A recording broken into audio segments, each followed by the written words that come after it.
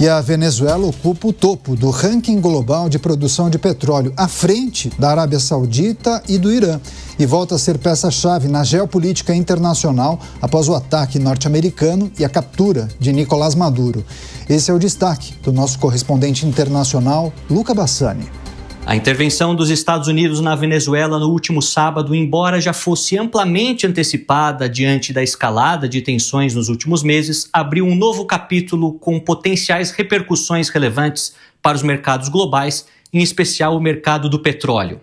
A queda do regime de Nicolás Maduro e a sinalização de um retorno do país ao mercado internacional recolocaram a Venezuela no centro das atenções do setor petrolífero mundial, considerando que é a nação detentora das maiores reservas de petróleo comprovadas do mundo.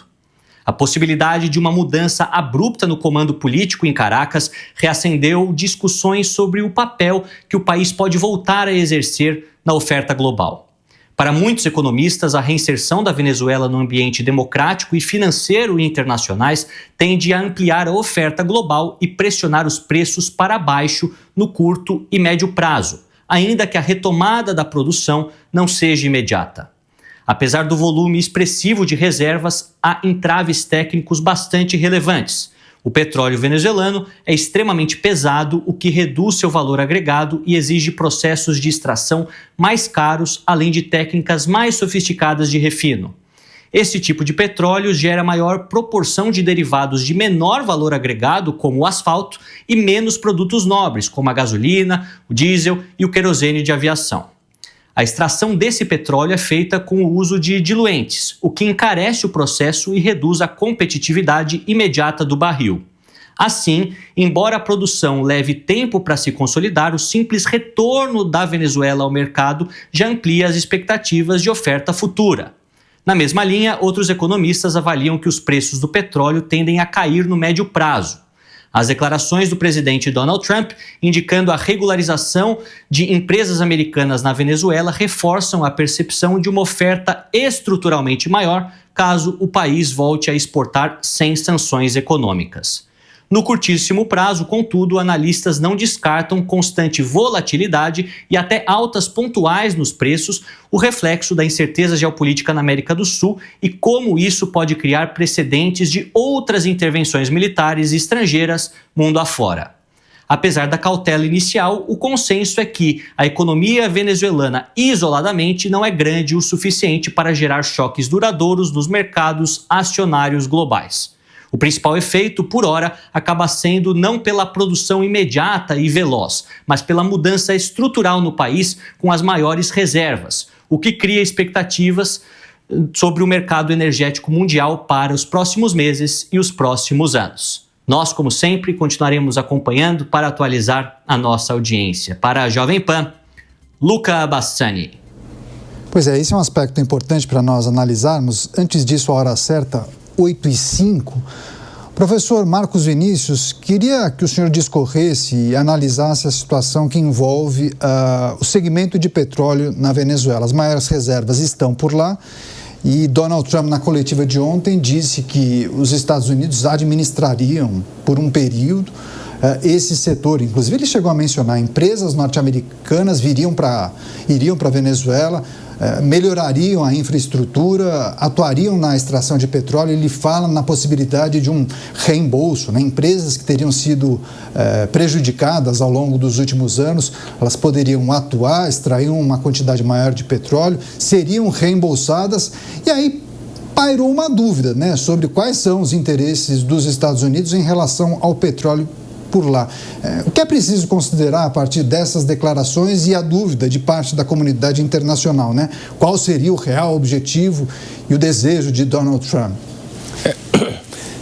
Só pegar um ponto importante que você menciona para fazer uma interpretação. Quando ele fala de reembolso de empresas do passado, não é, de expropriações do passado, em Cuba, isso já levanta uma bandeira porque justamente uma das alegações dos Estados Unidos foi a expropriação que Fidel Castro fez de empresas norte-americanas, que até hoje querem receber o dinheiro da expropriação. Então ele alega um ponto que pode ser utilizado no discurso em Cuba. Então a gente já deve começar a prestar atenção para onde o discurso vai.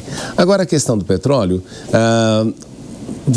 se ele colocar, não é, se a PDVSA, que é a empresa estatal, começar aí a fazer novas concessões, as empresas americanas voltarem a atuar com intensidade, é importante relembrar que a Chevron, que é uma empresa americana, continua atuando na Venezuela. Então isso não é que todas as empresas foram e saíram automaticamente da Venezuela. A Chevron continua lá, né? E a Venezuela tinha até muito tempo atrás uma empresa de petróleo, uma distribuidora nos Estados Unidos, que era a Citgo. Agora, se eu não me engano, não pertence mais ao governo venezuelano. Preciso verificar isso. Mas durante muito tempo eles tiveram essa presença nos Estados Unidos.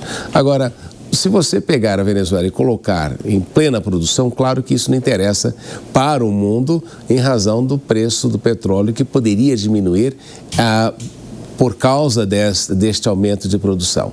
Isso é um aspecto fundamental. A segunda coisa que a gente não pode deixar de levar em consideração é de que a razão principal nesta situação é uma ação estratégica. Em primeiro lugar, a Venezuela vende muito deste petróleo para a China.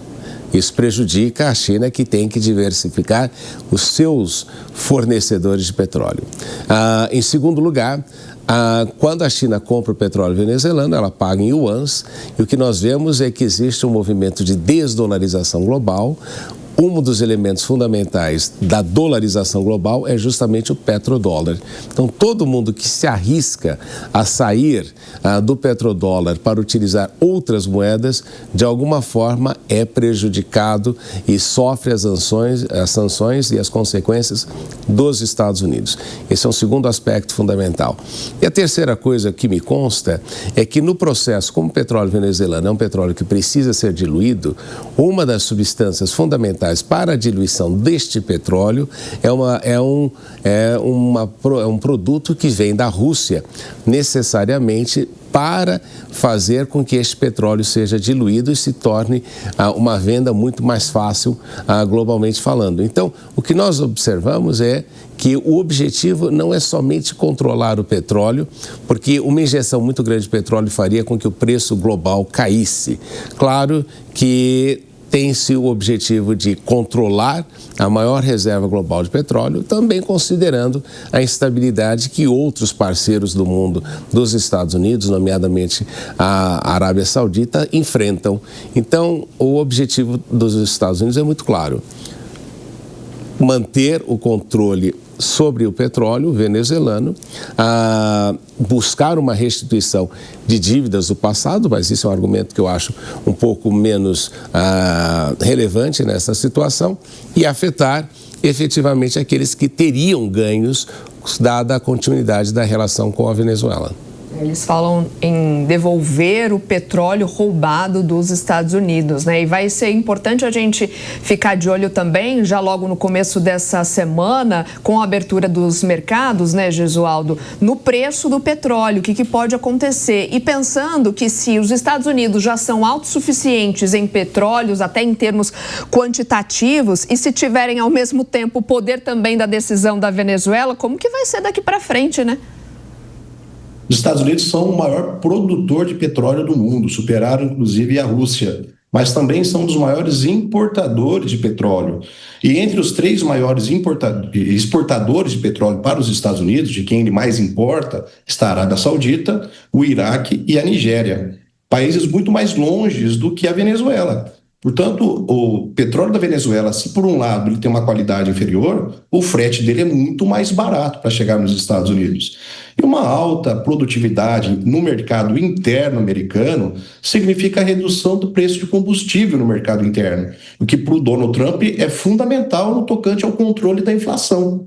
É sabido que a inflação nos Estados Unidos tem subido para níveis naquele país alarmante, e o combustível é um fator determinante na fixação desses preços e no percentual inflacionário. Portanto, sob essa perspectiva também, o controle sobre o petróleo venezuelano é muito bem-vindo para o governo Donald Trump.